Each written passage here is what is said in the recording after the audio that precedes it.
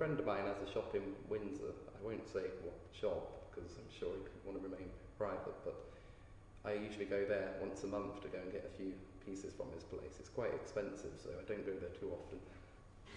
It was there on the wall, on the lower part of the wall in the shop, and he had quite a few paintings in there. A lot of them were a lot more brighter and nicer looking than this one, but the frame stuck out and the outline of the figure stuck out. I thought it was quite interesting when I found it. I mean, it was very dirty, so I decided to take a gamble on it anyway, but I thought the quality was good. Every Thursday afternoon we have a museum surgery, and the idea with the surgeries is that some of the curatorial team, or a member of the curatorial team, will be on duty, and people can bring literally anything into us, things they've dug up in their gardens or found, I don't know, metal detecting, or just picked up or been in their loft.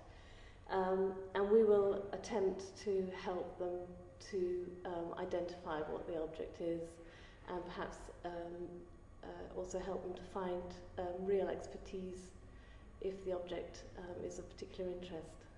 Mark, when he told me that it was a Palma Vecchio painting, I thought, fine, well, that's probably going to be a very nice sort of 19th century copy. We know that very often Renaissance paintings were copied, and particularly for tourists going over to Italy, and copied very well. But when he actually showed me the painting, I thought, right, this may still very well be a copy, but it may be an earlier copy because the quality of the paint was just fantastic, and the draftsmanship. And whatever it was or is, it's a really very, very exciting painting. This is St. Jerome with the lion down in the bottom corner here. From his paw he removed a thorn. I think he's translating the Bible from Greek into Latin. That's one of the, because he was called the father of the church, or the teacher of the church, I think it was. And I think that's what he's doing. And I think the title of the paintings is probably going to be St. Jerome in the Wilderness.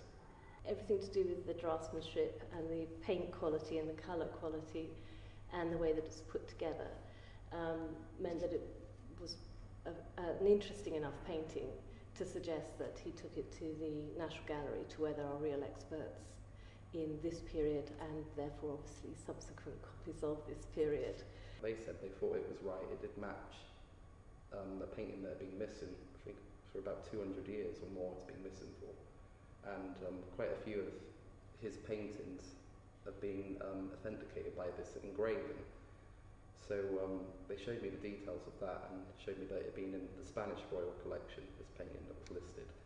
And looked at the engraving when I got home, and it actually matched the painting precisely. With this sort of early Renaissance work, they were made and really treasured at the time, well recorded at the time, which indicates how valuable they were. And it's just not like painting today, when there are sort of masses of painting. This would have been something extremely special.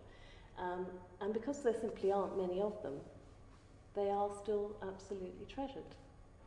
Well, I've done my own research, obviously, into that area, because I have a program at home that allows me to look up certain artists and see what they're selling for. Quite a few of them were selling for 100 grand or more. Its survival is extraordinary in many ways. It is actually very fragile, and it's quite easy for that paint to literally just drop off the front of the plate that it's on. It was very dirty. It needed quite a bit of a clean, but I do find quite a lot of paintings in that condition. They just need a bit of tender loving care, really. They've been left in, a loft or a shed too long. Things do turn up in Reading occasionally, but it is very unusual, yes.